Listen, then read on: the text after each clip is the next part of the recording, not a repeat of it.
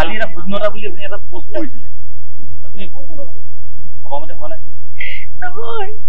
মোৰ পৃথিৱীখনটো তেওঁৰ অবিহনে মোৰ পৃথিৱীখনৰ মোৰ যিটো অনুভৱ মই সেয়া আমাৰ লগত জন্ম জন্মান্তৰলৈকে তেওঁ সদায় আমাৰ লগত থাকিবই আৰু আমাৰ লগত আমাৰ ওপৰত তেওঁৰ আশীৰ্বাদ সদায় থাকিব আমাক সদায় আমাৰ বাট পোহৰাই থাকিব তেওঁ অসমখন এৰি তেওঁ ক'তো যাব নোৱাৰে তেওঁৰ প্ৰিয় অসম এইটো এটা নিয়ম থাকি গৈছিল এমাহ যিহেতু পাৰ হৈ গ'ল আচলতে এই নিয়মখিনি আমি আৰু অলপ সোনকালে কৰিব পৰা হ'লে ভাল আছিল তেখেতসকলৰ পৰামৰ্শ অনুসৰি আমি যিমান পাৰি সোনকালে সেয়া কাৰণ সেয়া জুবিনৰ কাৰণেও ভাল গতিকে মংগল কাম এটা সকলোখিনি নিয়মমতে কৰাৰ পিছত এমাহ হৈ গ'ল কাৰণে আমি পৰিয়ালৰ তৰফৰ পৰা কৰাৰ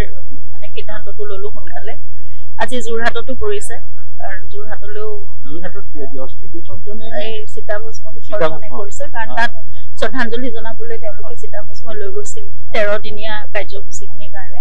আৰু একেলগে তাতো হৈছে আমিও ইয়াত কৰিছো আমি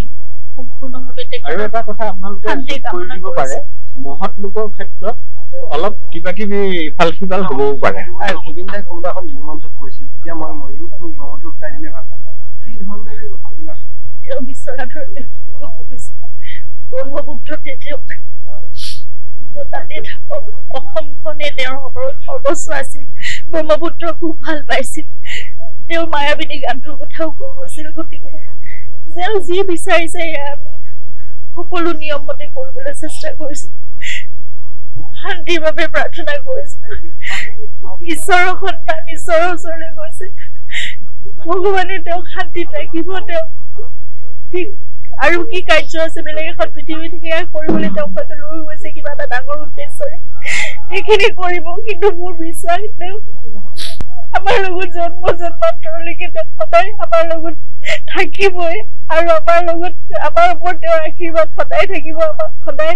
আমাৰ বাট পোহৰাই থাকিব তেওঁ অসমখন এৰি তেওঁ ক'তো যাব নোৱাৰে তেওঁৰ প্ৰিয় অসম কালি এটা শূন্যতা বুলি আপুনি এটা পোষ্ট কৰিছিলে আপুনি ভবামতে হোৱা নাই নহয় মোৰ পৃথিৱীখনটো তেওঁৰ অবিহনে মোৰ পৃথিৱীখনৰ মোৰ যিটো অনুভৱ মই সেয়া আমাৰ লগত জন্ম জন্মান্তৰলৈকে তেওঁ সদায় আমাৰ লগত থাকিবই আৰু আমাৰ লগত আমাৰ ওপৰত তেওঁৰ আশীৰ্বাদ সদায় থাকিব আমাক সদায় আমাৰ বাট পোহৰাই থাকিব তেওঁ অসমখন এৰি তেওঁ ক'তো যাব নোৱাৰে তেওঁৰ প্ৰিয় অসম এইটো এটা নিয়ম থাকি গৈছিল এমাহ যিহেতু পাৰ হৈ গ'ল আচলতে এই নিয়মখিনি আমি আৰু অলপ সোনকালে কৰিব পৰা হ'লে ভাল আছিল তেখেতসকলৰ পৰামৰ্শ অনুসৰি আমি যিমান পাৰি সোনকালে সেয়া কাৰণ সেয়া জুবিনৰ কাৰণেও ভাল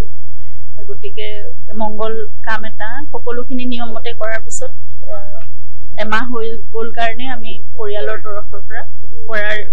সিদ্ধান্তটো ল'লো সোনকালে আজি যোৰহাটতো কৰিছে কাৰণ যোৰহাটলৈও এই চিতাভস্ম বিসৰ্জনে কৰিছে কাৰণ তাত শ্ৰদ্ধাঞ্জলি জনাবলৈ তেওঁলোকে চিতাভস্ম লৈ গৈছিল 13 দিনীয়া কাৰ্যসূচীখিনিৰ কাৰণে আৰু একেলগে তাতো হৈছে আমিও ইয়াত কৰিছো আমি